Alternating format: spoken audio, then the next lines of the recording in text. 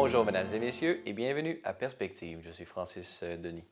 Commençons tout d'abord par des nouvelles en provenance du Vatican. Hier, dimanche 30 octobre, le pape présidait à la prière de l'Angélus place Saint-Pierre.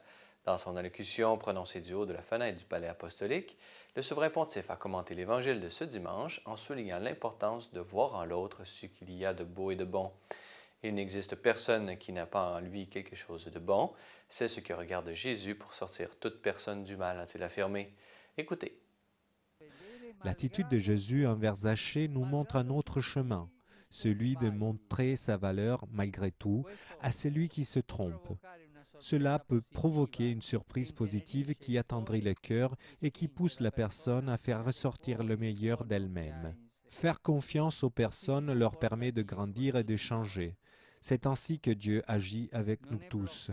Il n'est pas bloqué par notre péché, il passe au-delà avec l'amour et il nous fait éprouver la nostalgie du bien. Nous avons tous ressenti cette nostalgie après une erreur. C'est ainsi que Jésus agit. Chacun possède quelque chose de positif en soi. C'est à cela que Dieu regarde pour nous sortir du mal. Je suis proche des populations du centre de l'Italie frappées par le tremblement de terre.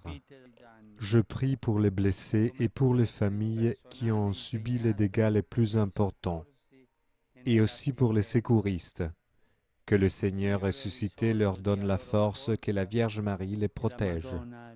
C'est ce matin que le pape s'envolait pour la Suède, entamant ainsi son 17e voyage apostolique.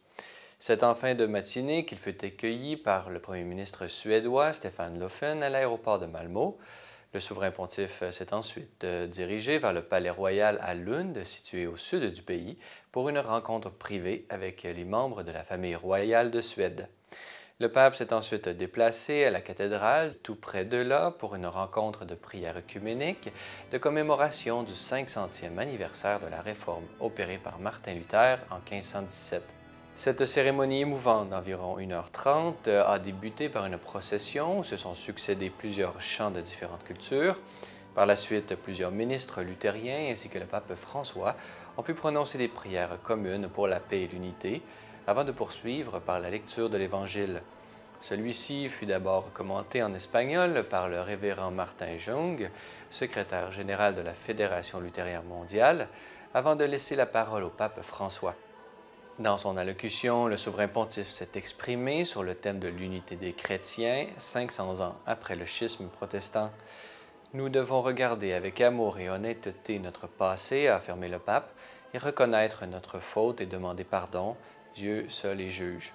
On doit reconnaître que notre division s'éloignait de l'intuition originelle du peuple de Dieu qui désire être uni et que notre division a été historiquement davantage perpétuée par des hommes de pouvoir que par la volonté du peuple fidèle qui toujours et en tout lieu a besoin d'être guidé avec assurance et tendresse par son bon pasteur. Rappelant l'intuition et l'expérience spirituelle de Martin Luther, pour qui nous ne pouvons rien faire sans Dieu, le pape François a poursuivi son allocution par une prière pour que Dieu procure le don de l'unité au peuple chrétien tout entier. Avant de conclure, catholiques et luthériens ont voulu réaffirmer et souligner leur engagement œcuménique par la signature d'une déclaration commune. C'est ainsi que le pape François ainsi que Monseigneur Moon Yunan, président de la Fédération luthérienne mondiale, se sont engagés à rendre grâce à Dieu pour ce pas en avant sur le chemin de l'unité. Laissant les attitudes de conflit pour celles de communion, cette déclaration réaffirme l'engagement pour le témoignage commun, appelant toutes les communautés luthériennes et catholiques à être audacieuses, créatives, joyeuses et pleines d'espérance. En nous rapprochant dans la foi au Christ, affirme la déclaration, en priant ensemble, en nous écoutant les uns les autres, en vivant l'amour du Christ dans nos relations, nous, catholiques et luthériens, nous nous ouvrons nous-mêmes à la puissance du Dieu trinitaire. Notez que vous trouverez les textes complets de cette déclaration sur notre site Internet au www.cellelumière-tv.org. Voilà, c'est tout pour aujourd'hui. N'hésitez pas, si vous avez des questions ou commentaires, vous pouvez m'écrire à l'adresse qui apparaît à l'écran. Merci d'avoir été des nôtres. À la prochaine!